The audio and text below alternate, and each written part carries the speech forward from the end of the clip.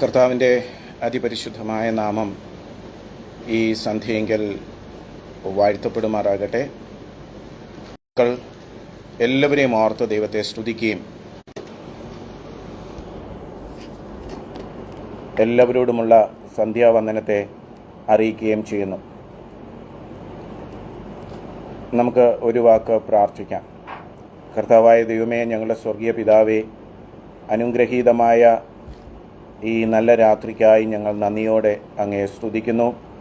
അവിടുത്തെ തൃപാദപീഠത്തിങ്കൽ ഞങ്ങൾ ഒരുമിച്ച് അടുത്തു വരുന്നു. അവിടുത്തെ പുത്രനിലൂടെ ഞങ്ങൾക്ക് ദൈവം നൽകിയ പുതുജനനത്തിനായി, പുതിയ സൃഷ്ടിയുടെ അനുഭവത്തിനായി ഞങ്ങൾ അങ്ങയെ വാഴ്ത്തുന്നു. അവിടുത്തെ വചനം ധ്യാനിക്കുവാൻ ഈ രാത്രി ദൈവം ഞങ്ങളിൽ അവിടുത്തെ സകല കൃപയും പെരുക്കിയാട്ടെ.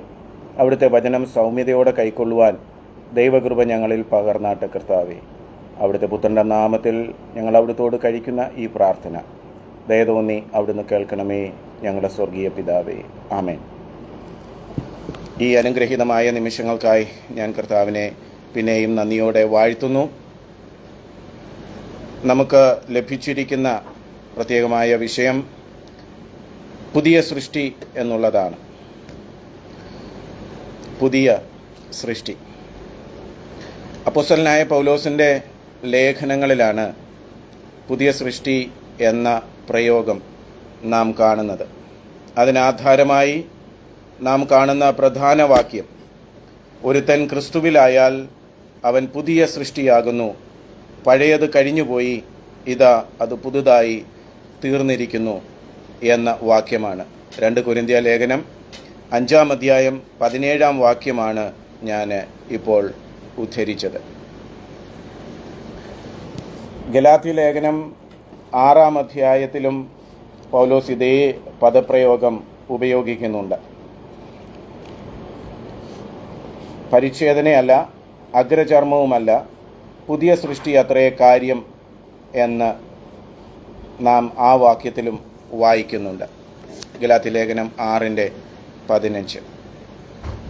ദൈവത്തിൻ്റെ തിരുവചനം നമ്മെ പഠിപ്പിക്കുന്ന ദൈവവചനത്തിൻ്റെ സത്യങ്ങൾ നമ്മുടെ ജീവിതത്തെ തന്നെ രൂപാന്തരപ്പെടുത്തേണ്ടതാണ്, അല്ലെങ്കിൽ രൂപാന്തരപ്പെടുത്തുവാൻ കഴിവുള്ളതാണ് ദൈവത്തിൻ്റെ തിരുവചനത്തിൻ്റെ സത്യങ്ങൾ. അങ്ങനെ വെളിപ്പെട്ട് കിട്ടിയ ഒരു മഹത്തായ ദൈവ തിരുവചനത്തിൻ്റെ സത്യമാണ് പുതിയ സൃഷ്ടി എന്നുള്ളത്. 2 കൊരിന്ത്യ ലേഖനത്തിൻ്റെ പശ്ചാത്തലത്തിൽ പൗലോസ് അപ്പോസ്തലൻ ഓർമ്മിപ്പിക്കുന്ന ഈ പ്രത്യേകമായ ദൈവവചന സത്യം നമുക്ക് വളരെ നമ്മുടെ ആത്മീക ജീവിതത്തിൽ പ്രയോജനപ്പെടുന്ന, അല്ലെ ആത്മീക ജീവിതത്തിൽ നമ്മെ ആത്മീക വളർച്ചയ്ക്ക് ഒരുക്കി എടുക്കുന്ന ഒരു ചിന്തയാണ് ഈ പുതിയ സൃഷ്ടി എന്ന ആ ഒരു സത്യം. പൗലോസ് ഓർമ്മിപ്പിക്കുന്ന ഈ പ്രധാനപ്പെട്ട സത്യത്തിൻ്റെ ആധാരമായിരിക്കുന്നത് 2 കൊരിന്ത്യ ലേഖനമാണ്. 2 കൊരിന്ത്യ ലേഖനത്തിൽ പൗലോസ് അവർക്ക് മറുപടിയായി എഴുതി അയക്കുന്നത് തൻ്റെ അപ്പോസ്തോലിക അധികാരത്തെ തന്നെ ചോദ്യം ചെയ്ത, തന്നിലൂടെ ക്രിസ്തു സംസാരിക്കുന്നു എന്നതിന് തെളിവുകൾ അന്വേഷിച്ച കൊരിന്ത്യയിലെ വിശ്വാസികൾക്ക് പൗലോസ് മറുപടി എഴുതി അയക്കുമ്പോഴാണ് ഈ പ്രത്യേകമായ വാക്യങ്ങൾ തൻ്റെ ലേഖനത്തിൽ പൗലോസ് എഴുതി ചേർക്കുന്നത്. അതിൻ്റെ പ്രധാനപ്പെട്ട ചിന്ത എന്ന് പറയുന്നത്, മനുഷ്യൻ ഒരു പുതിയ സൃഷ്ടിയായി മാറിയെങ്കിലേ ദൈവം നമ്മെക്കുറിച്ച് ആഗ്രഹിക്കുന്ന ആ ഒരു പ്രത്യേക ഡെസ്റ്റിനേഷനിലേക്ക് നമുക്ക് എത്തിച്ചേരുവാൻ കഴിയുകയുള്ളൂ എന്ന് നമ്മെ ഓർമ്മിപ്പിക്കുന്നു. ഇതൊരു റിവേഴ്സ് റീഡിങ്ങിലൂടെ നാം വായിക്കുകയാണെങ്കിൽ ഈ വാക്യം വളരെ കൃത്യമായി നമുക്ക് മനസ്സിലാക്കുവാനായിട്ട് കഴിയും. 21-ാമത്തെ വാക്യത്തിൽ നമ്മളിങ്ങനെ വായിക്കുന്നു, പാപമറിയാത്തവനെ നാം അവനിൽ ദൈവത്തിൻ്റെ നീതിയാകേണ്ടതിന് അവൻ നമുക്ക് വേണ്ടി പാപമാക്കി. ദൈവത്തിൻ്റെ നീതിയായി തീരേണ്ടതിന് യേശു കർത്താവിനെ പിതാവായ ദൈവം നമുക്ക് വേണ്ടി പാപമാക്കി. അങ്ങനെയാണ് നാം ദൈവത്തിൻ്റെ നീതിയായി തീർന്നത്. അങ്ങനെ നീതിയായി തീർന്ന നാം ദൈവത്തോട് യേശുക്രിസ്തുവിനാൽ നിർമ്മിക്കപ്പെട്ടവനാണ്. എന്നാൽ മനുഷ്യനിലെ ഭൗമ ഘടകം ദൈവശ്വാസത്തിൽ നിന്ന് ലഭിച്ചതാകുന്നു. ദൈവത്തിൻ്റെ ആത്മാവ് എന്നെ സൃഷ്ടിച്ചു, സർവശക്തൻ്റെ ശ്വാസം എനിക്ക് ജീവനെ തരുന്നു എന്ന് യോബിൻ്റെ പുസ്തകം 33-ാം അധ്യായത്തിലെ 4-ാമത്തെ വാക്യം അതിന് തെളിവ് തരുന്നതുമാകുന്നു. അതുപോലെ സഭാപ്രസംഗി 12:7 നാം വായിക്കുന്നു, പൊടി പണ്ട് ആയിരുന്നതുപോലെ ഭൂമിയിലേക്ക് തിരികെ ചേരും, ആത്മാവ് അതിനെ നൽകിയ ദൈവത്തിൻ്റെ അടുക്കലേക്ക് മടങ്ങിപ്പോകും. അപ്പോൾ ദൈവം മനുഷ്യനെ സൃഷ്ടിച്ചത് നിലത്തെ പൊടി കൊണ്ടാണ്. അതിനെ ഒന്ന് ഭാവനയിൽ കണ്ടാൽ നമുക്കിങ്ങനെ മനസ്സിലാക്കുവാനായിട്ട് കഴിയും. ആദാമും ഹവ്വായും തോട്ടത്തിൽ ദൈവം നടക്കുന്നതിൻ്റെ ഒച്ച കേട്ടപ്പോൾ വൃക്ഷത്തിന് പിന്നിൽ ഒളിച്ചു എന്നാണ് നാം വായിക്കുന്നത്. അങ്ങനെയെങ്കിൽ ദൈവം തൻ്റെ രൂപത്തിൽ ഇറങ്ങി വന്ന് മനുഷ്യനെ സൃഷ്ടിച്ച ആ ഭാഗങ്ങൾ നമ്മളൊന്ന് ഭാവനയിൽ കണ്ടാൽ ദൈവത്തിന് മനുഷ്യൻ്റെ സൃഷ്ടി എത്ര പ്രാധാന്യമുള്ളതായിരുന്നുവെന്നും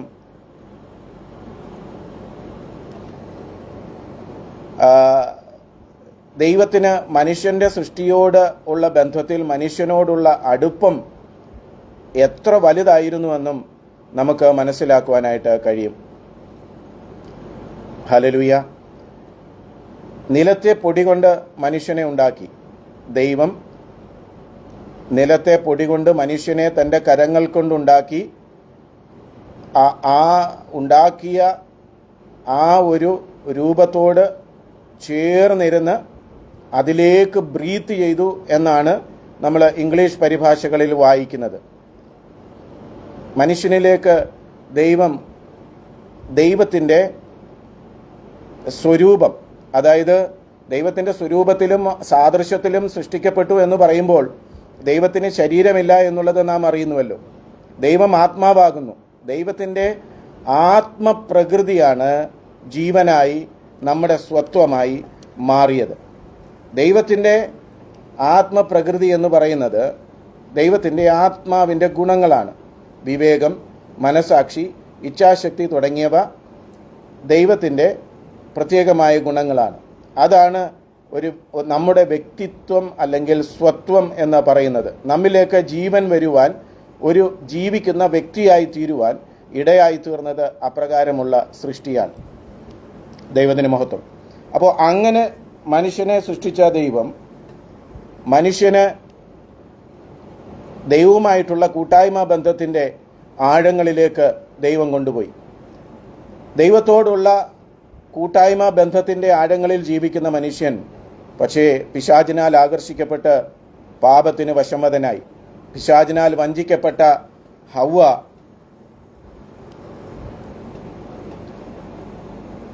വിലക്കിയ ഫലം തിന്നുകയും ദൈവത്തെ പോലെ ആയിത്തീരുമെന്ന പിശാചിൻ്റെ ഭോഷ്കിൽ വിശ്വസിച്ച് ആ ഫലം തിന്നപ്പോൾ പിശാചിനെ പോലെ ആയിത്തീർന്നു. പിശാചിനെ പോലെ ആയിത്തീർന്നു എന്ന് പറഞ്ഞാൽ അവൾ മറ്റൊരു പരീക്ഷകയായി മാറുകയായിരുന്നു. അങ്ങനെയാണ് തൻ്റെ ഭർത്താവിനും ആ ഫലം കൊടുത്ത് ഭർത്താവും തിന്ന് താനും പാപത്തിൽ വീണു പോകുവാൻ ഇടയായി തീർന്നത്. അങ്ങനെ പാപനിമിത്തം ഭൂമി ശപിക്കപ്പെട്ടു. ദൈവ തേജസ് അവർക്ക് നഷ്ടപ്പെട്ടു. ദൈവസന്നിധിയിൽ നിന്ന് അവർ ഓടി ഉളച്ചു. ആദാമിനെയും ഹവ്വായെയും ദൈവം തോട്ടത്തിൽ നിന്ന് പുറത്താക്കി. ശാരീരികവും ആത്മീകവുമായ മരണവും നിത്യമരണവും പാപനിമിത്തമുണ്ടായി. വീഴ്ചയോടുകൂടി പാപം ചെയ്യുവാനിരിക്കാനുള്ള കഴിവ് അവർക്ക് നഷ്ടമായി. പാപം ചെയ്യാനുള്ള കഴിവ് പാപം ചെയ്യാതിരിക്കുവാനുള്ള കഴിവില്ലായ്മയായിട്ട് മാറി. എത്ര പരിതാപകരമായിരുന്നു മനുഷ്യൻ്റെ ആ വീഴ്ച. ഈ അവസ്ഥയ്ക്കാണ് പാപവാസന, ദുഷ്ടത, വഷളത്വം, മ്ലേച്ഛത എന്നിങ്ങനെ വ്യവഹരിക്കുന്നത്. ദൈവത്തിന് സ്തോത്രം. അങ്ങനെ ആയിപ്പോയ മനുഷ്യന് ദൈവത്തോടുള്ള സംസർഗവും കൂട്ടായ്മയും മടക്കിക്കൊണ്ടുവരുവാൻ മനുഷ്യൻ ആഗ്രഹിച്ച തൻ്റെ നന്മതിന്മകളെക്കുറിച്ചുള്ള അറിയുവാനുള്ള ആ ഒരു ഇച്ഛ, അതിലൂടെ ദൈവം മനുഷ്യൻ ചോദിച്ചു വാങ്ങിയ ന്യായപ്രമാണം എന്ന നിയമം അവർക്ക് കൊടുത്തു. പക്ഷെ ന്യായപ്രമാണത്തിന് ജഡത്താലുള്ള ബലഹീനത നിമിത്തം ദൈവത്തിൻ്റെ ഹിതം അനുഷ്ഠിക്കുവാൻ കഴിഞ്ഞില്ല എന്നുള്ളതാണ് റോമാലേഖനം 8-ാം അധ്യായത്തിൽ നിന്ന് നാം മനസ്സിലാക്കുന്നത്. അങ്ങനെ വന്നപ്പോൾ ദൈവം തൻ്റെ പുത്രനെ പാപജഡത്തിൻ്റെ സാദൃശ്യത്തിൽ ഭൂമിയിലേക്ക് അയച്ചു, പാപം നിമിത്തവും അയച്ചുവെന്ന് നാം വചനത്തിൽ വായിക്കുന്നു. അങ്ങനെ ഈ ലോകത്തിൽ വന്ന കർത്താവ് തന്നോട് കൂടെ ഇരിക്കുവാൻ, പ്രസംഗിക്കേണ്ടതിന് അയക്കുവാൻ തനിക്കായി 12 ശിഷ്യന്മാരെ തിരഞ്ഞെടുത്തു. ഒരാൾ വഴിതെറ്റിപ്പോയി എങ്കിലും ബാക്കിയുള്ള 11 പേർ കർത്താവിനോട് ചേർന്ന് നിന്നു. കർത്താവ് ഈ ലോകത്തിൽ നമ്മുടെ പാപങ്ങളെ വഹിച്ചുകൊണ്ട് ദൈവത്തിൻ്റെ ഹിതം പോലെ സ്വഹിതമായി തീരുവാൻ ഏൽപ്പിച്ചുകൊണ്ട് ക്രൂശിൽ മരിച്ചു. നാം വായിക്കുന്നത് ഇങ്ങനെയാണ് ഗലാത്യ ലേഖനത്തിൻ്റെ തുടക്കത്തിൽ, നമ്മുടെ പാപനിമിത്തം തന്നെത്താൻ ഏൽപ്പിച്ചു കൊടുത്ത, ഇപ്പോഴത്തെ ദുഷ്ടലോകത്തിൽ നിന്ന് നമ്മെ വിടുവിക്കേണ്ടതിന് നമ്മുടെ പാപനിമിത്തം തന്നെത്താൻ ഏൽപ്പിച്ചു കൊടുത്ത നമ്മുടെ കർത്താവായ യേശുക്രിസ്തു. ഇങ്ങനെയാണ് അതിൻ്റെ ആമുഖം പൗലോസ് എഴുതുന്നത്. എന്ന് പറഞ്ഞാൽ ക്രൂശിൽ അല്ലെങ്കിൽ ഗത്സമനയിൽ കർത്താവിൻ്റെ പ്രാർത്ഥനയെങ്കിൽ പിതാവായ ദൈവം സംസാരിച്ചതൊരു ഭാവനയെന്ന വണ്ണം നാം കണ്ടാൽ ഇങ്ങനെയായിരിക്കാം. ഒരുപക്ഷെ ഞാൻ പാനപാത്രം എടുത്തു മാറ്റാം, പക്ഷേ അലക്സിന് എന്ത് സംഭവിക്കും, എന്നെ ശ്രവിക്കുന്ന നിങ്ങൾക്ക് എന്ത് സംഭവിക്കും എന്ന് ഹല്ലേലൂയ പിതാവായ ദൈവത്തിൻ്റെ ചോദ്യത്തിൻ്റെ മുമ്പിൽ നമ്മളെ സ്നേഹിച്ച് നമുക്ക് വേണ്ടി ഏൽപ്പിച്ചു കൊടുക്കുവാൻ കർത്താവായ യേശു സന്നദ്ധനായി. അങ്ങനെയാണ് സ്വഹിതം ദൈവഹിതത്തിന് അനുരൂപമായി ക്രൂശിലെ മരണത്തോളം നമ്മുടെ വാഴ്ത്തപ്പെട്ട കർത്താവ് അനുസരണയുള്ളവനായി തീർന്നത്. ഹല്ലേലൂയ, ദൈവത്തിന് സ്തോത്രം. അങ്ങനെ കർത്താവിനെ അവർ ക്രൂശിച്ചു. കർത്താവ് 3-ാം ദിവസം ഉയർത്തെഴുന്നേറ്റു. പുനരുത്ഥാനം ചെയ്ത യേശു കർത്താവിൻ്റെ പ്രത്യക്ഷത സുവിശേഷകന്മാർ വിവരിച്ചിട്ടുണ്ട്. അതിലേറ്റവും പ്രസക്തമായ ഒരു ഭാഗമെന്ന് പറയുന്നത് യോഹന്നാൻ രേഖപ്പെടുത്തിയിരിക്കുന്നതാണ്. പക്ഷേ അതിനു മുമ്പായിട്ട് യോഹന്നാൻ്റെ സുവിശേഷം 14-ാം അധ്യായം അതിൻ്റെ 16 മുതലുള്ള വാക്യങ്ങൾ നമുക്ക് ചിരപരിചിതമായ വാക്യങ്ങളാണ്. എന്നാൽ ഞാൻ പിതാവിനോട് ചോദിക്കും, അവൻ സത്യത്തിൻ്റെ ആത്മാവെന്ന മറ്റൊരു കാര്യസ്ഥനെ എന്നേക്കും നിങ്ങളോടുകൂടെ ഇരിക്കേണ്ടതിന് നിങ്ങൾക്ക് തരും. ലോകം അവനെ കാണുകയോ അറിയുകയോ ചെയ്യായികയാൽ അതിനവനെ ലഭിക്കാൻ കഴിയുകയില്ല. നിങ്ങളോ അവൻ നിങ്ങളോടുകൂടെ വസിക്കുകയും നിങ്ങളിൽ ഇരിക്കുകയും ചെയ്യുന്നത് കൊണ്ട് അവനെ അറിയുന്നു. ഞാൻ നിങ്ങളെ അനാഥരായി വിടുകയില്ല, ഞാൻ നിങ്ങളുടെ അടുക്കൽ വരും. അല്പനേരം കഴിഞ്ഞാൽ, ശ്രദ്ധിക്കുക 19-ാമത്തെ വാക്യം, യോഹന്നാന്റെ സുവിശേഷം 14:19, അല്പനേരം കഴിഞ്ഞാൽ ലോകം എന്നെ കാണുകയില്ല, നിങ്ങളോ എന്നെ കാണും. ഞാൻ ജീവിക്കുന്നത് കൊണ്ട് നിങ്ങളും ജീവിക്കും. ശ്രദ്ധിക്കുക, ആ വാക്യം വളരെ പ്രസക്തമാണ്. ഞാൻ ജീവിക്കുന്നത് കൊണ്ട് നിങ്ങളും ജീവിക്കും. മരണത്തെ ജയിച്ചുയർത്തെഴുന്നേറ്റ് പാപത്തിൻ്റെ സകല ബന്ധനങ്ങളെയും അറുത്തുമാറ്റി നമുക്കൊരു നിത്യജീവന്റെ പ്രത്യാശ നൽകി തന്ന നമ്മുടെ വാഴ്ത്തപ്പെട്ട കർത്താവ് ശിഷ്യന്മാരോട് പറയുകയാണ്, ഹല്ലേലൂയ, പുനരുത്ഥാനത്തിന് ശേഷം, ഇവിടെ അല്പനേരം എന്ന് പറഞ്ഞാൽ ചില മണിക്കൂറുകൾ അല്ലെങ്കിൽ ചില ദിവസങ്ങൾ. ഹല്ലേലൂയ, റഗലാദനവായ വശന്ധല, ഹല്ലേലൂയ, ദൈവത്തിന് സ്തോത്രം. 19-ാമത്തെ വാക്യത്തിന്റെ അവസാനം നാം കാണുന്നത്, ഹല്ലേലൂയ, ഞാൻ ജീവിക്കുന്നത് കൊണ്ട് നിങ്ങളും ജീവിക്കും. ശ്രദ്ധിക്കുക, 20-ാമത്തെ വാക്യം, ഞാൻ എൻ്റെ പിതാവിലും നിങ്ങൾ എന്നിലും ഞാൻ നിങ്ങളിലുമെന്ന് നിങ്ങൾ അന്ന് അറിയും. ദൈവത്തിന് സ്തോത്രം. അവിടെ എഴുതിയിരിക്കുന്നത് ഒന്നുകൂടെ ഞാൻ വായിക്കുന്നു, ഞാൻ എൻ്റെ പിതാവിലും നിങ്ങൾ എന്നിലും ഞാൻ നിങ്ങളിലുമെന്ന് അന്ന് അറിയും. കർത്താവ് അവരോട് സംസാരിച്ചത് ഇങ്ങനെ, ഒരു പുതിയ സൃഷ്ടിയായി നിങ്ങൾ മാറും എന്നുള്ളത് പ്രാവചനികമായി അവരോട് പറയുകയായിരുന്നു. ഹല്ലേലൂയ. അതായത്, ഞാൻ പിതാവിലും നിങ്ങൾ എന്നിലും ഞാൻ നിങ്ങളിലുമെന്ന് അന്ന് നിങ്ങൾ അറിയും. ഞാൻ ജീവിക്കുന്നത് കൊണ്ട് നിങ്ങളും ജീവിക്കും. സ്വതന്ത്രം. അങ്ങനെ 20-ാമത്തെ അധ്യായത്തിൽ, യോഹന്നാന്റെ 20-ാം അധ്യായത്തിലാണ് കർത്താവ് അവർക്ക് പ്രത്യക്ഷനാകുന്നത്. ശ്രദ്ധിക്കുക, അതേ ദൈവം ഏദനിൽ മനുഷ്യനെ ഉണ്ടാക്കി അവന്റെ മൂക്കിലേക്ക് ജീവശ്വാസമൂതിയ അതേ ദൈവം ശിഷ്യന്മാർക്ക് പ്രത്യക്ഷനായി പുനരുത്ഥാന ശേഷം ശിഷ്യന്മാർക്ക് പ്രത്യക്ഷനായിട്ട് ഇങ്ങനെ പറഞ്ഞ ശേഷം 22 വാക്യം, യോഹന്നാന്റെ സുവിശേഷം 20:22, ഇങ്ങനെ പറഞ്ഞ ശേഷം അവൻ അവരുടെ മേൽ ഊതി അവരോട് പരിശുദ്ധാത്മാവിനെ കൈക്കൊള്ളുവീൻ. ഹല്ലേലൂയ. ഒരു പുതിയ സൃഷ്ടിയുടെ തുടക്കം കർത്താവ് അവിടെ നടത്തുകയായിരുന്നു. ഹല്ലേലൂയ. അതേ ദൈവം ഹല്ലേലൂയ ശിഷ്യന്മാരുടെ മേൽ ബ്രീത്ത് ചെയ്ത് അവരെ ഒരു പുതിയ സൃഷ്ടിയാക്കി മാറ്റുകയായിരുന്നു. ഹല്ലേലൂയ. പെന്തക്കോസ്ത് നാളിന്റെ ഒരു വലിയ ചിത്രം അവർക്ക് ഹല്ലേലൂയ അവരുടെ മനസ്സിൽ കർത്താവ് നൽകുകയായിരുന്നു. അതുപോലെ തന്നെ 14 അധ്യായത്തിൽ പറഞ്ഞ കാര്യസ്ഥൻ എന്ന പരിശുദ്ധാത്മാവിനെ അയച്ച് നിങ്ങൾ ഹല്ലേലൂയ ഞാൻ ജീവിക്കുന്നത് കൊണ്ട് നിങ്ങളും ജീവിക്കും, ഒരു പുതിയ സൃഷ്ടിയായി. ഹല്ലേലൂയ. ദൈവത്തിന് സ്തോത്രം. എറ്റേണൽ ലൈഫ്, നിത്യമായ ജീവൻ കൊണ്ട് നിങ്ങളും ജീവിക്കുമെന്നത് കർത്താവ് അവർക്ക് വ്യക്തമായി കാണിച്ചു കൊടുക്കുകയായിരുന്നു. ഹല്ലേലൂയ. ദൈവത്തിന് മഹത്വം. ഹല്ലേലൂയ.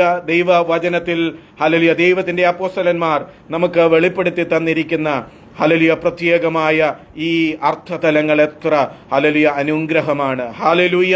ദൈവത്തിന് സ്തോത്രം. ഒരു പുതിയ സൃഷ്ടിയായി എങ്ങനെ ഹല്ലേലൂയ നാം മാറുന്നു? ഒരുവൻ ക്രിസ്തുവിലായാൽ അവൻ പുതിയ സൃഷ്ടി ആകുന്നു. ഹല്ലേലൂയ. ദൈവത്തിന് സ്തോത്രം. ക്രിസ്തുവിൽ എങ്ങനെയാകുന്നു? കർത്താവിനെ ഹല്ലേലൂയ രക്ഷിതാവെന്ന് വായ് കൊണ്ടേറ്റ് ഹൃദയം കൊണ്ട് വിശ്വസിച്ച് വായ് കൊണ്ടേറ്റ് പറയുമ്പോൾ ഒരു മനുഷ്യൻ ഹല്ലേലൂയ ദൈവത്തിന് സ്തോത്രം വീണ്ടും ജനിക്കുകയാകുന്നു. വീണ്ടും ജനനവും പുതിയ സൃഷ്ടിയും തമ്മിൽ അഭേദ്യമായി ബന്ധപ്പെട്ടാണ് കിടക്കുന്നത്. ഹല്ലേലൂയ. ദൈവത്തിന് സ്തോത്രം. ഹല്ലേലൂയ. ബീയിങ് ബോൺ അഗെയിൻ എന്ന് പറയുന്നതും ഒരു ന്യൂ ക്രിയേഷൻ എന്ന് പറയുന്നതും ക്ലോസ്ലി റിലേറ്റഡ് ആണ്, പരസ്പര ബന്ധത്തോടെയാണെന്ന് നാം മനസ്സിലാക്കുക. അതിലൊരു ചെറിയ വ്യത്യാസം മാത്രമേ ഉള്ളൂ. ഒരു മനുഷ്യൻ ബോൺ അഗെയിൻ ആയി തീരുമ്പോൾ ഹല്ലേലൂയ അവനിൽ ഒരു പുതിയ സൃഷ്ടി നടക്കുകയാണ്, ഒരു പുതിയ ജനനം പ്രാപിക്കുകയാണ്. ഹല്ലേലൂയ. ദൈവത്തിന് സ്തോത്രം. ആ പുതിയ ജനനം പ്രാപിക്കുന്ന ആ വ്യക്തി ഹല്ലേലൂയ ഒരു ന്യൂ ക്രിയേഷനായി മാറുമ്പോൾ ഹല്ലേലൂയ കർത്താവിന്റെ അനുരൂപതയിൽ വളരുവാനുള്ള ഹല്ലേലൂയ ഒരു സൃഷ്ടിയാണ് ദൈവം ഒരു മനുഷ്യന്റെ അകത്ത് നൽകുന്നത്. നമുക്ക് പുറമെ ഒന്നും കാണുവാനായിട്ട് കഴിയത്തില്ല. ഹല്ലേലൂയ. നമ്മുടെ ഭൗതിക ശരീരത്തിന് യാതൊരു മാറ്റവും സംഭവിക്കുകയില്ല. നമ്മുടെ അകത്താണ് മാറ്റം സംഭവിച്ച് ഒരു പുതിയ സൃഷ്ടിയായിട്ട് മാറുന്നത്. ഹല്ലേലൂയ. ദൈവത്തിന് സ്തോത്രം. ഒരുവൻ പുതിയ സൃഷ്ടിയായി കഴിഞ്ഞാൽ അവന്റെ പഴയത് കഴിഞ്ഞുപോയി. അതാണ് ഒരു പ്രധാനപ്പെട്ട പോയിന്റ് നാം അതിൽ നിന്ന് മനസ്സിലാക്കുന്നത്. പഴയത് കഴിഞ്ഞുപോയി, പഴയതും ജീർണിച്ചതും ഒക്കെ കഴിഞ്ഞുപോയി. കഴിഞ്ഞ കാലത്തെ സകല പാപങ്ങളും ദൈവം നമ്മോട് ക്ഷമിക്കുന്നു. നമുക്ക് അതൊന്നും കണക്കിടുന്നില്ല. ഹല്ലേലൂയ. നമുക്ക് ഒത്തിരി ഹല്ലേലൂയ ആത്മീകമായ സ്വാതന്ത്ര്യം ഹല്ലേലൂയ തരുന്ന ഒരു വാക്യമാണ് അപ്പോസ്തല പ്രവൃത്തി ഹല്ലേലൂയ 30 അധ്യായ ഹല്ലേലൂയ ദൈവത്തിന് സ്തോത്രം 17 അധ്യായത്തിന്റെ 30 വാക്യത്തിൽ നാം കാണുന്നത് ദൈവം ഹല്ലേലൂയ തന്റെ പൊറുമയിൽ കഴിഞ്ഞ കാലങ്ങളെ കണക്കിടുന്നില്ല. അറിയായ്മയുടെ കാലങ്ങളെ ലക്ഷ്യമാക്കാതെ ദൈവം ഹല്ലേലൂയ ഇപ്പോൾ എല്ലായിടത്തും എല്ലാവരോടും മാനസാന്തരപ്പെടണമെന്ന് മനുഷ്യനോട് കൽപ്പിക്കുന്നു. ഹല്ലേലൂയ. എന്ന് പറഞ്ഞാൽ കഴിഞ്ഞ കാലങ്ങളെ ഒന്നും ദൈവം കണക്കിടുന്നില്ല. ഗോഡ് ഓവർലുക്സ് അവർ പാസ്റ്റ്. ഹല്ലേലൂയ. നമ്മുടെ കഴിഞ്ഞ കാലങ്ങളെ ദൈവം കണക്കിടുന്നില്ല. ഒരു പുതിയ സൃഷ്ടിയായി മാറി. പഴയത് കഴിഞ്ഞുപോയി, ഇതാ സകലവും പുതിയതായി തീർന്നിരിക്കുന്നു. ഹല്ലേലൂയ. ദൈവം പഴയതിനെ കണക്കിടുന്നില്ല എങ്കിൽ പുറകോട്ട് നോക്കി ഹല്ലേലൂയ കുറ്റബോധത്തോടെ ജീവിക്കേണ്ട ഒരു ആവശ്യം നമുക്കില്ല. ഹല്ലേലൂയ. പുതിയതിലേക്ക്, പുതിയ വിളിയിലേക്ക് ഹല്ലേലൂയ മുമ്പോട്ടുള്ള ആ ഗമനത്തിലേക്ക് നാം മുന്നേറുകയാണ് ഇതിലൂടെ ചെയ്യുന്നത്. ഹല്ലേലൂയ. ദൈവത്തിന് സ്തോത്രം. ഹല്ലേലൂയ. ദൈവം ലോകത്തിന് ലംഘനങ്ങളെ കണക്കിടാതെ ലോകത്തെ ക്രിസ്തുവിൽ തന്നോട് നിരപ്പിച്ചു പോന്നു. ഹല്ലേലൂയ. ദൈവത്തിന് സ്തോത്രം. അപ്പോസ്തലനായ പൗലോസ് ഇത് പറയുമ്പോൾ ഹല്ലേലൂയ തനിക്കുണ്ടായ മാനസാന്തരം തന്നെയാണ് തൻ്റെ അനുഭവത്തിലൂടെ പൗലോസ് ഇവിടെ എടുത്ത് കാണിക്കുന്നതല്ലേ, വരച്ച് കാണിക്കുന്നത്. ഹല്ലേലൂയ. മശീഹ സങ്കല്പത്തിൽ ആകൃഷ്ടരായി ഹല്ലേലൂയ അതിനെ കാത്തിരുന്ന ഇസ്രായേലിയരുടെ നടുവിലേക്ക് ഒരു ദാസനെ പോലെ ഹല്ലേലൂയ ദൈവത്തിന് സ്തോത്രം ദൈവത്തോടുള്ള സമത്വം മുറുകെ പിടിച്ചുകൊള്ളണമെന്ന് വിചാരിക്കാതെ ദാസരൂപമെടുത്ത് വേഷത്തിൽ മനുഷ്യനായി വിളങ്ങി ഹല്ലേലൂയ തന്നെത്താൻ താഴ്ത്തി ഹല്ലേലൂയ മനുഷ്യനെ പോലെ ഹല്ലേലൂയ ഒരു കേവല മനുഷ്യനെ പോലെ ഹല്ലേലൂയ യെരൂശലേമിലൂടെ നടന്നു നീങ്ങിയ യേശു കർത്താവിനെ അംഗീകരിക്കുവാൻ പരീശന്മാർക്കോ ശാസ്ത്രിമാർക്കോ അന്നത്തെ പുരോഹിത സംഘത്തിനോ യഹൂദ മേലാളന്മാർക്കോ കഴിഞ്ഞില്ല. ഹല്ലേലൂയ, ദൈവത്തിന് സ്തോത്രം. അവർ ജഡപ്രകാരമായിരുന്നപ്പോൾ ഹല്ലേലൂയ ക്രിസ്തുവിനെ കണ്ട ഒരാളാണ് പൗലോസ്. ഹല്ലേലൂയ. പക്ഷേ ഹല്ലേലൂയ ദമസ്കോസിന്റെ പടിവാതിൽ ഹല്ലേലൂയ ഹല്ലേലൂയ ഉയർത്തെഴുന്നേറ്റ കർത്താവ് ഹല്ലേലൂയ സൂര്യനെ കവിയുന്ന ഒരു വെളിച്ചം പോലെ തന്റെ മുമ്പിൽ പ്രത്യക്ഷപ്പെട്ടപ്പോൾ ഹല്ലേലൂയ മറ്റൊരു ക്രിസ്തുവിനെ ഹല്ലേലൂയ താൻ അന്ന് വരെ അറിഞ്ഞിട്ടില്ലാത്ത ഒരു യേശുവിനെ ഹല്ലേലൂയ പൗലോസ് അറിയുകയായിരുന്നു. ഹല്ലേലൂയ തന്റെ ജീവിതത്തെ പരിവർത്തനം ചെയ്ത ഒരു പുതിയ സൃഷ്ടിയാക്കി മാറ്റിയ ഹല്ലേലൂയ യേശുവിനെ പൗലോസ് അറിയുകയായിരുന്നു. ഹല്ലേലൂയ. യേശു ഒരു ദേശീയ രക്ഷകൻ എന്നതിനേക്കാൾ വ്യക്തിരക്ഷകനാണ് എന്ന പുതിയ അറിവ് ഹല്ലേലൂയ ആ രക്ഷകൻ വ്യക്തിജീവിതത്തിന്റെ കർത്താവും ഉടമസ്ഥനുമാണ് എന്നുകൂടി പൗലോസിന് ബോധ്യമായി. അതായത് ജീവിതം സമ്പൂർണമായി യേശുക്രിസ്തുവിനെ സമർപ്പിക്കണം എന്ന ബോധ്യം. ആ അടിമത്തത്തിലാണ് യഥാർത്ഥ മോചനമെന്ന് അദ്ദേഹത്തിന് മനസ്സിലായി. മശിഹ സ്ഥാപിക്കുന്ന രാജ്യം ഐഹികമല്ല, ആത്മീകമാണ് എന്നും അത് യഹൂദന് മാത്രമല്ല സർവ്വലോകത്തിനുമായിട്ടാണ് എന്ന് പൗലോസ് ഗ്രഹിച്ചു. ഹല്ലേലൂയ. അങ്ങനെയാണ് ഹല്ലേലൂയ വളരെ ഹല്ലേലൂയ ധൈര്യത്തോടെ അദ്ദേഹം പറയുന്നത് ഞാൻ ജാതികളുടെ അപ്പോസ്തലനാണ് എന്നുള്ളത്. ഹല്ലേലൂയ, ദൈവത്തിന് സ്തോത്രം. ഒരു വ്യക്തി അങ്ങനെ ഹല്ലേലൂയ യേശുക്രിസ്തു വ്യക്തിരക്ഷകനായി മാറുമ്പോൾ, ആ ഒരു വ്യക്തി ഇങ്ങനെ യേശുക്രിസ്തുവിനെ കർത്താവായി അംഗീകരിക്കുമ്പോൾ ഹല്ലേലൂയ താത്വികമായി ആ ഒരു വ്യക്തി ക്രിസ്തുവിലായി തീരുകയും ഒരു പുതിയ സൃഷ്ടിയായി മാറുകയും ചെയ്യുകയാണ്. എത്ര ഉദാത്തമായ മാതൃകയാണ് പൗലോസ് നമുക്ക് കാണിച്ചു തരുന്നത്. നോക്കുക, തന്നെ വിമർശിച്ച, തന്നെ കുറ്റം പറഞ്ഞ, തന്റെ അപ്പോസ്തലിക അധികാരത്തെ ചോദ്യം ചെയ്ത കൊരിന്ത്യയിലെ ഹല്ലേലൂയ ഒരു കൂട്ടം ആളുകളോട് പൗലോസ് തന്റെ അപ്പോസ്തലത്വത്തിന്റെ അടിസ്ഥാനത്തെ അടിവരയിട്ട് ഓർമ്മിപ്പിക്കുകയാണ്. ഞാൻ ചെയ്യുന്നത് ദൈവം എന്നെ സ്ഥാനാപതിയാക്കി നിയോഗിച്ച ഹല്ലേലൂയ നിരപ്പിന്റെ ശുശ്രൂഷയാണ് ഞാൻ ചെയ്യുന്നത്. നിങ്ങൾക്കറിയാമോ, ആ നിരപ്പിലൂടെ ഹല്ലേലൂയ അനേകർ പുതിയ സൃഷ്ടികളായി മാറുകയാണ്. ദൈവം വിഭാവനം ചെയ്ത ദൈവരാജ്യത്തിന്റെ അവകാശികളായി മാറുകയാണ്. ഹല്ലേലൂയ, ദൈവത്തിന് സ്തോത്രം. ഹല്ലേലൂയ. ഇന്നാണെങ്കിൽ ഹല്ലേലൂയ അങ്ങനെ ഒരു ശുശ്രൂഷകനെ ഹല്ലേലൂയ ദൈവദാസനെ ഹല്ലേലൂയ കുറ്റപ്പെടുത്തിയാൽ, ബ്ലെയിം ചെയ്താൽ ഇതാണോ പ്രതികരണം? ഹല്ലേലൂയ അല്ല എന്ന് നമുക്ക് നന്നായിട്ട് അറിയാം. ഹല്ലേലൂയ. എന്നാൽ പൗലോസിന്റെ ഉദാത്തമായ മാതൃക നോക്കൂ. ക്ഷമിക്കുവാനായി പഠിപ്പിച്ച ഹല്ലേലൂയ ഹല്ലേലൂയ ദൈവത്തിന് നമ്മൾ കടംപെട്ടിരിക്കുന്നത് നമ്മുടെ ആയുസ്സിൽ മുഴുവൻ കൊടുത്തു തീർക്കുവാൻ കഴിയാത്ത 10,000 താലന്ത്. അതിന്റെ വാല്യൂ ഹല്ലേലൂയ 1,60,000 മണിക്കൂറുകൾ ദിവസങ്ങളും നമ്മൾ ഹല്ലേലൂയ ജോലി ചെയ്താൽ ലഭിക്കുന്ന വേതനത്തിന് തുല്യമാണ്. 1,60,000 ദിവസങ്ങൾ ജീവിച്ചിരുന്ന് ഹല്ലേലൂയ അതിന്റെ വേതനം കൊണ്ട് പാപക്കടം തീർക്കുവാൻ ഈ ഭൂമിയിൽ ഒരു മനുഷ്യനും സാധ്യമല്ല. ദൈവത്തോട് കടപ്പെട്ടത് 10,000 താലന്തായിരിക്കെ ആ പാപക്കടം മുഴുവൻ തീർത്ത് നമ്മളെ രക്ഷിച്ച വീണ്ടെടുത്ത നല്ല നാഥൻ നമ്മെ ഒരു പുതിയ സൃഷ്ടിയാക്കി മാറ്റി. ആ പുതിയ സൃഷ്ടിക്ക് ആരോടും വിരോധമില്ല, പിണക്കമില്ല, ആരെക്കുറിച്ചും പരിഭവങ്ങളില്ല, പരാതികളില്ല. ആ പുതിയ സൃഷ്ടിക്ക് ഒരേ ഒരു ചിന്തയേ ഉള്ളൂ, ദൈവം ഏൽപ്പിച്ച ശുശ്രൂഷ തികയ്ക്കണമെന്നുള്ളത്. ഹല്ലേലൂയ, ദൈവത്തിന് മഹത്വം. അതാണ് താൻ അവിടെ എഴുതിയിരിക്കുന്നത്. ഹല്ലേലൂയ. എന്റെ ശുശ്രൂഷ അടിസ്ഥാനപ്പെട്ടിരിക്കുന്നത് ദൈവം എന്നെ ഏൽപ്പിച്ച ഈ മഹത്തായ വെളിപ്പാടിന്മേലാണ്. ഹല്ലേലൂയ, ദൈവത്തിന് സ്തോത്രം. പൗലോസിനെ സംബന്ധിച്ചിടത്തോളം ഈ പരിവർത്തനം അനുദിന ജീവിതത്തോട് അഭേദ്യമായിട്ട് ബന്ധപ്പെട്ടാണ് ഇരിക്കുന്നത്. ഹല്ലേലൂയ.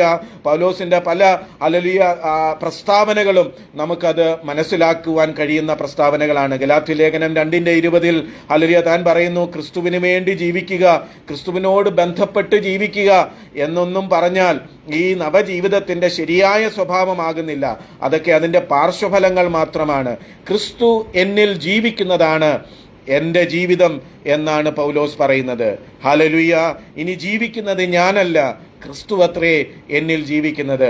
ഹല്ലേലൂയ. പുതിയ സൃഷ്ടിയുടെ മഹത്തായ ഹല്ലേലൂയ സ്വഭാവ ഗുണം. ഹല്ലേലൂയ, ദൈവത്തിന് സ്തോത്രം.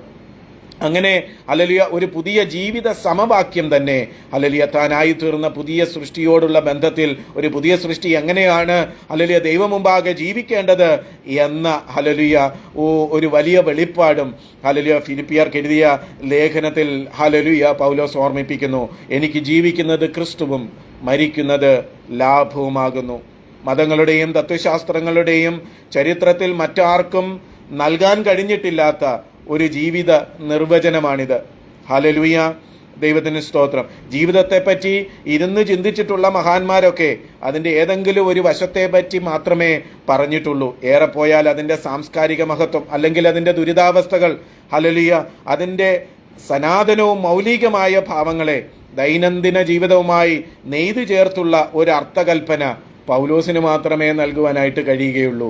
ഹല്ലേലൂയ. അതുകൊണ്ട് അപ്പോസ്തലനിലൂടെ നമുക്ക് വെളിപ്പെട്ട് കിട്ടിയ ഈ മഹൽ സത്യത്തിൻ്റെ ഹല്ലേലൂയ പ്രചാരകരായി, ഹല്ലേലൂയ, ജീവിക്കുന്ന സാക്ഷികളായി നാം ദൈവം മുമ്പാകെ ജീവിക്കേണ്ടത് ആവശ്യമാകുന്നു എന്ന ഒരു വലിയ സത്യം ദൈവം നമുക്ക് ഈ തിരുവചന ഭാഗത്തിലൂടെ നൽകുന്നു. ദൈവത്തിന് സ്തോത്രം. എങ്ങനെയാണ് ഒരു മനുഷ്യൻ പുതിയ സൃഷ്ടിയായി തീരുന്നെന്ന് ഹല്ലേലൂയ ഏകദേശം നാം മനസ്സിലാക്കുന്നു. ഹല്ലേലൂയ. എന്നാൽ അതിലൊക്കെ ഉപരിയാണ് ഒരു പുതിയ സൃഷ്ടിയായി മാറപ്പെട്ട ഒരു മനുഷ്യൻ ഹല്ലേലൂയ എങ്ങനെ അതിൻ്റെ ഫലങ്ങൾ പുറപ്പെടുവിക്കണമെന്നുള്ളത്. ഞാൻ പറഞ്ഞല്ലോ, വീണ്ടും ജനനം എന്ന് പറയുന്നത് ഒരു മൊമെൻ്ററിയായ ഒരു സംഭവമാണ്. ഒരു നിമിഷം കൊണ്ട് നാം കർത്താവിൽ വിശ്വസിച്ച് ഏറ്റുപറയുമ്പോൾ നമ്മിൽ സംഭവിക്കുന്ന ഒന്നാണ്. പക്ഷേ പുതിയ സൃഷ്ടി ഹല്ലേലൂയ കർത്താവ് നമുക്കാക്കി വെച്ചിരിക്കുന്ന ആ ഒരു ഡെസ്റ്റിനേഷന് നമ്മൾ എത്തിച്ചേരുന്നത് വരെ, റോമാലേഖനം 8-ാം അധ്യായത്തിൽ നാം ഇങ്ങനെയാണല്ലോ വായിക്കുന്നത്, ഹല്ലേലൂയ, നമ്മളെക്കുറിച്ചുള്ള ദൈവത്തിൻ്റെ പ്രീ ഡെസ്റ്റിനേഷൻ. ആ പ്രീ ഡെസ്റ്റിനേഷൻ തൻ്റെ പുത്രൻ്റെ സ്വരൂപത്തോട് അനുരൂപരാകുവാൻ നമ്മെ മുൻ നിയമിച്ചിരിക്കുന്നു എന്നാണ്. ഹല്ലേലൂയ. അങ്ങനെ ക്രിസ്തുവിൻ്റെ അനുരൂപതയിലേക്ക് വളരുന്ന അനുദിന ജീവിത പ്രക്രിയയാണ് ഒരു പുതിയ സൃഷ്ടിക്കുണ്ടായിരിക്കേണ്ടത്. അതുകൊണ്ട് അതിൻ്റെ ഫലങ്ങൾ വളരെ ഹല്ലേലൂയ പ്രധാനപ്പെട്ടതാണ് എന്നുള്ളത് നാം അറിഞ്ഞിരിക്കുക. പുതുജനനം പ്രാപിക്കുന്ന വിശ്വാസി ആദ്യത്തെ ഒരു ഫലമെന്ന് പറയുന്നത് അവൻ ദൈവ മന്ദിരമായി തീരുന്നു. ഹല്ലേലൂയ. ദൈവത്തിൻ്റെ പരിശുദ്ധാത്മാവ് വസിക്കുന്ന മന്ദിരമായി മാറുന്നു. ഹല്ലേലൂയ, ദൈവത്തിന് സ്തോത്രം. അനേകർക്ക് ക്രിസ്തുവിനെ, നമ്മിൽ വസിക്കുന്ന ക്രിസ്തുവിനെ കാണുവാൻ കഴിയുന്ന, പരിശുദ്ധാത്മാവിനാൽ നയിക്കപ്പെടുന്ന ഒരു ജീവിതത്തിനുടമയാണ് ആ വ്യക്തി എന്ന് മനസ്സിലാക്കി കൊടുക്കുന്ന ഒരു ജീവിതം നയിക്കുവാൻ തക്കോണം ദൈവത്തിൻ്റെ പരിശുദ്ധാത്മാവ് നമ്മളിൽ നിവാസം ചെയ്യുന്നത് ആരംഭിക്കുന്നു. അതിന് നമ്മൾ ഭൗതികമായി പ്രത്യക്ഷമായി ഒന്നും ഹല്ലേലൂയ നമുക്ക് കാണുവാനായിട്ട് കഴിയുന്നില്ല എങ്കിലും ഹല്ലേലൂയ നമ്മുടെ സ്വഭാവത്തിൽ വന്ന മാറ്റങ്ങൾ നമ്മുടെ പ്രിയപ്പെട്ടവർ മനസ്സിലാക്കി തുടങ്ങും. ഹല്ലേലൂയ. അറ്റ്ലീസ്റ്റ് ഹല്ലേലൂയ നമ്മുടെ ജീവിത പങ്കാളികൾ, നമ്മളുടെ മക്കൾ ഒക്കെ അത് മനസ്സിലാക്കി തുടങ്ങുമെന്നുള്ളത് ഒരു യാഥാർത്ഥ്യമാണ്. ദൈവത്തിൻ്റെ ആത്മാവിൻ്റെ മന്ദിരമായി നാം മാറുന്നു. രണ്ടാമത്തെ ഒരു കാര്യമെന്ന് പറയുന്നത് അവനിലെ ജഡസ്വഭാവം മാറി ഹല്ലേലൂയ ആത്മസ്വഭാവം ഉണ്ടാകുന്നു. ഹല്ലേലൂയ. അതാണ് പൗലോസ് ഓർമ്മിപ്പിക്കുന്നത് ഗലാത്യ ലേഖനത്തിൽ. ജഡത്തിൽ ഇരിക്കുന്നു എങ്കിലും, റോമാലേഖനത്തിലും അദ്ദേഹം അതിനെക്കുറിച്ച് പറയുന്നുണ്ട്, ജഡത്തിൽ ഇരിക്കുന്നുവെങ്കിലും ജഡപ്രകാരം ജീവിക്കുന്നില്ല. ആത്മാവിനാൽ നടത്തപ്പെടുന്നവർ ജഡത്തിന്റെ മോഹം നിവർത്തിക്കുന്നില്ല, ജഡത്തെ അതിന്റെ രാഗമോഹങ്ങളോടുകൂടെ ക്രൂശിച്ചിരിക്കുന്നു. ഹല്ലേലൂയ, ദൈവത്തിന്റെ മഹത്വം. ജഡത്തിന്റെ രാഗമോഹങ്ങൾ ഉയരുമ്പോൾ കണ്ടിന്യൂസ് ആയിട്ട് അതിനെ റിജക്റ്റ് ചെയ്യുവാൻ, അതിനോട് നോ പറയുവാൻ, ഹല്ലേലൂയ, സാത്താനെ എന്നെ വിട്ടുപോ എന്ന് കർത്താവ് കാട്ടിത്തന്ന മാതൃക പോലെ അതിനെ റിജക്റ്റ് ചെയ്യുവാൻ ഹല്ലേലൂയ നമ്മെ സഹായിക്കുന്ന ഒരു ആത്മ സ്വഭാവത്തിന് ഉടമയായി നാം തീരുന്നു. ഹല്ലേലൂയ, ഹല്ലേലൂയ, ദൈവത്തിന് മഹത്വം. ഹല്ലേലൂയ. അങ്ങനെ അകത്തെ മനുഷ്യനിലുണ്ടായ പുതുമ പുറത്തെ മനുഷ്യനിലും രൂപാന്തരം വരുത്തുന്നു. ഹല്ലേലൂയ. സമയം കടന്നു പോകുന്നുവല്ലോ. ഞാൻ ഈ മെസ്സേജ് കൺക്ലൂഡ് ചെയ്യുകയാണ്. ദൈവത്തിന് സ്തോത്രം. ദൈവത്തിൻ്റെ നീതി പ്രവർത്തിച്ചു കൊണ്ടേയിരിക്കുന്ന മനുഷ്യൻ. ഹല്ലേലൂയ, ദൈവത്തിന് സ്തോത്രം. ഇത് ദൈവമായ കർത്താവ് നമുക്ക് വാഗ്ദത്തം ചെയ്ത ഒരു പ്രത്യേകമായ വാഗ്ദത്തമാണ്. ഹല്ലേലൂയ. കർത്താവ് ഇങ്ങനെ പറയുന്നല്ലോ, എൻ്റെ വചനം, യിരെമ്യാവിനോട് പറയുന്നത്, എൻ്റെ വചനം നിവൃത്തിയാകേണ്ടതിന് ഞാൻ ജാഗരിച്ചു കൊണ്ടേയിരിക്കും. ഹല്ലേലൂയ, ദൈവത്തിന് സ്തോത്രം. ഹല്ലേലൂയ. യെഹെസ്കേൽ പ്രവചനത്തിൽ 36-ാം അധ്യായത്തിൽ നമ്മൾ വായിക്കുന്നു, അവർ എന്നെ അറിയേണ്ടതിന്, എൻ്റെ വഴികളിൽ നടക്കേണ്ടതിന് ഞാൻ അവർക്കൊരു പുതിയ ഹൃദയവും ഒരു പുതിയ ആത്മാവും കൊടുക്കും. കല്ലായുള്ള അവരുടെ ഹൃദയങ്ങളെ മാറ്റി മാംസളമായ ഒരു ഹൃദയം അവർക്ക് കൊടുക്കും. ദാവീദിന്റെ പ്രാർത്ഥനയും ഇങ്ങനെയാണല്ലോ, ഹല്ലേലൂയ, കർത്താവേ, സ്ഥിരമായ ഒരു പുതിയ ഹൃദയം എന്നിൽ സൃഷ്ടിച്ച് സ്ഥിരമായ ഒരു ആത്മാവിനെ എന്നിൽ പുതുക്കണമേ. പഴയ നിയമത്തിലുള്ള ആർക്കും ഹല്ലേലൂയ സ്ഥിരമായ ഒരു ആത്മീക ജീവിതത്തിന് ഉടമകളാകുവാൻ കഴിഞ്ഞിരുന്നില്ല. ദാവീദിന്റെ കാര്യം നമുക്കറിയാം. A man after God's own heart എന്നാണ് നമ്മൾ വായിക്കുന്നത്. ദൈവത്തിന്റെ ഹൃദയപ്രകാരമുള്ള മനുഷ്യൻ. പലപ്പോഴായി താൻ പരാജയപ്പെട്ടു പോയിട്ടുണ്ട്, വീണു പോയിട്ടുണ്ട്.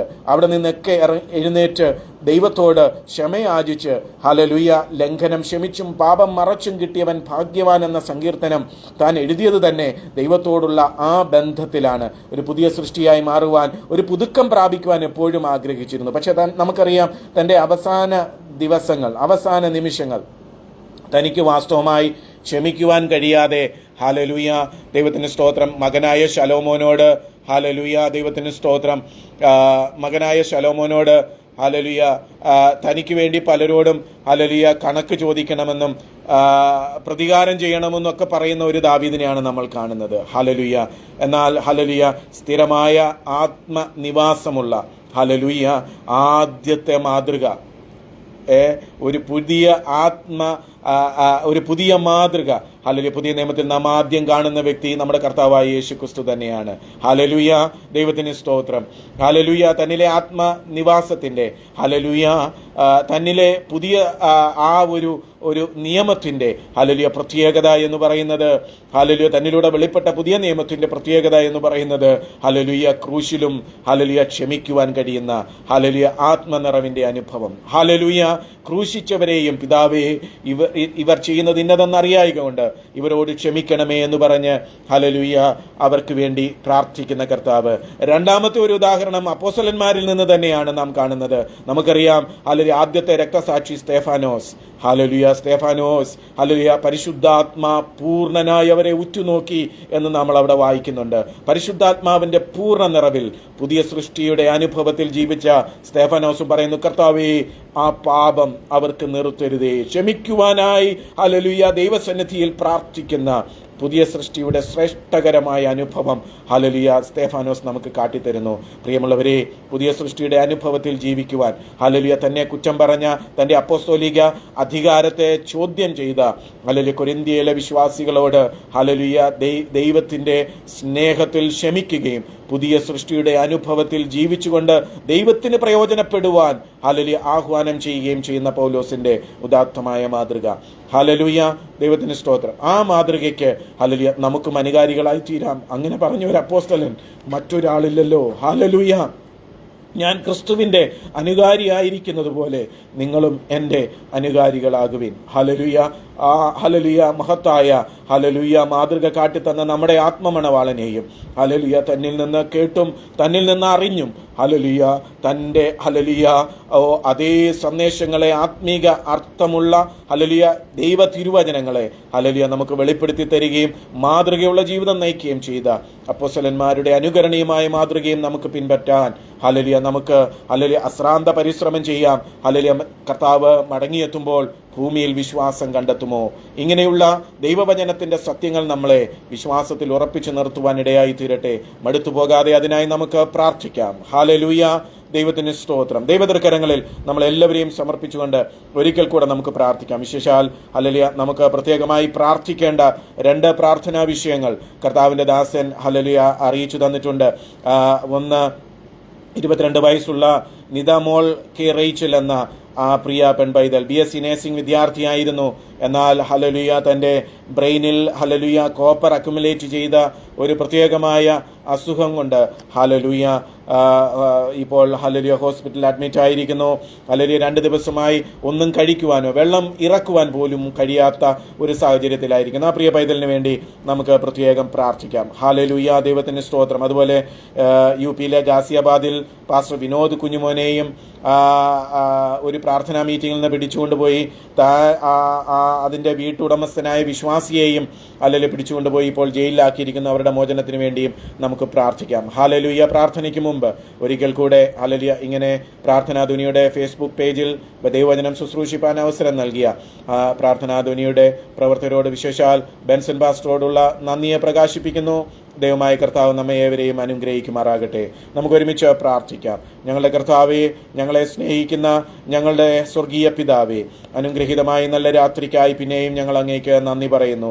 ഞങ്ങൾ പ്രിയ നിഡമോൾക്ക് വേണ്ടി പ്രാർത്ഥിക്കുന്നു. പിതാവേ, അവിടുത്തെ തൃക്കരം നീട്ടി ഈ രാത്രി ആ പൈതലിനെ തൊട്ട് സൗഖ്യമാക്കേണ്ടതിന് ദൈവസന്നിധിയിൽ സമർപ്പിച്ചുകൊണ്ട് ഞങ്ങൾ അങ്ങയോട് പ്രാർത്ഥിക്കുന്നു. പിതാവേ, അവിടുന്ന് ഹല്ലേലൂയ ഞങ്ങളുടെ ശരീരങ്ങളെ അറിയുന്നു. ഹല്ലേലൂയ, ദൈവത്തിന് സ്തോത്രം. ഹല്ലേലൂയ, ഞങ്ങളുടെ ശരീരങ്ങൾ അങ്ങയുടെ സൃഷ്ടിയാകുന്നു. ഹല്ലേലൂയ, കർത്താവ് ശരീരത്തിനും hallelujah our body belongs to God എന്ന് ഹല്ലേലൂയ വചനം ഞങ്ങളെ പഠിപ്പിക്കുന്നല്ലോ. അതുകൊണ്ട് ഞങ്ങളുടെ ശരീരം അങ്ങേക്കുള്ളതാണെങ്കിൽ ഹല്ലേലൂയ കർത്താവേ, ഞങ്ങൾ വിശ്വാസത്തോടെ ആ പ്രിയ പൈതലിനെ, അവളുടെ ശരീരത്തെ, ഇപ്പോൾ അവൾ അനുഭവിക്കുന്ന ശാരീരിക ക്ലേശത്തെ ദൈവസന്നിധിയിൽ സമർപ്പിച്ചുകൊണ്ട് കർത്താവിനോട് പ്രാർത്ഥിക്കുന്നു. അവിടുത്തെ തൃക്കരം നീട്ടി ആ പൈതലിനെ തൊട്ട് സൗഖ്യമാക്കുവാൻ ദൈവസന്നിധിയിൽ ഞങ്ങൾ പ്രാർത്ഥിക്കുന്നു. പിതാവേ, ഹല്ലേലൂയ കർത്താവിന്റെ ദാസിന് വേണ്ടി താൻ താമസിക്കുന്ന ആ വീടിന്റെ ഹല്ലേലൂയ ഹൗസ് ഓണർ മക്കാൻ മാലിക്കിന് വേണ്ടി ഞങ്ങൾ പ്രത്യേകം പ്രാർത്ഥിക്കുന്നു. കർത്താവെ, തന്നെ കർത്താവ് വിടുവിക്കണമേ. ആ ഹല്ലേലൂയ വീട്ടുടമസ്ഥനെയും ആയ വിശ്വാസിയെയും കർത്താവ് വിടുവിക്കണമേ. ഒരിക്കൽ കൂടെ പാസ്റ്റർ വിനോദ് കുഞ്ഞുമോനെ, ആ വീട്ടുടമസ്ഥനായ വിശ്വാസി സഹോദരനെയും ദൈവസന്നിധിയിൽ സമർപ്പിച്ച് പിതാവെ അവിടുത്തോട് പ്രാർത്ഥിക്കുന്നു. ദൈവത്തിന്റെ അത്ഭുതത്തിന്റെ കരം ഇറങ്ങിച്ചെന്ന് അവർക്ക് വേണ്ടി പ്രവർത്തിക്കുമാറാകണമേ. അനേകർ കണ്ടു വിശ്വസിക്കുവാൻ, അവർ സേവിക്കുന്ന ദൈവം ജീവനുള്ള ദൈവമെന്ന് ഹല്ലേലൂയ അറിഞ്ഞ് ദൈവത്തെ മഹത്വപ്പെടുത്തുവാൻ തക്കവണ്ണം ദൈവം വിടുതലിന്റെ കരം നീട്ടുന്നതിനായി സ്തോത്രം. പ്രാർത്ഥന അവിടുന്ന് കേട്ടതിനായി നന്ദി. യേശു ക്രിസ്തുവിൻ ധന്യ തിരുനാമത്തിൽ പരിശുദ്ധ പിതാവേ, ആമേൻ. Thank you Lord.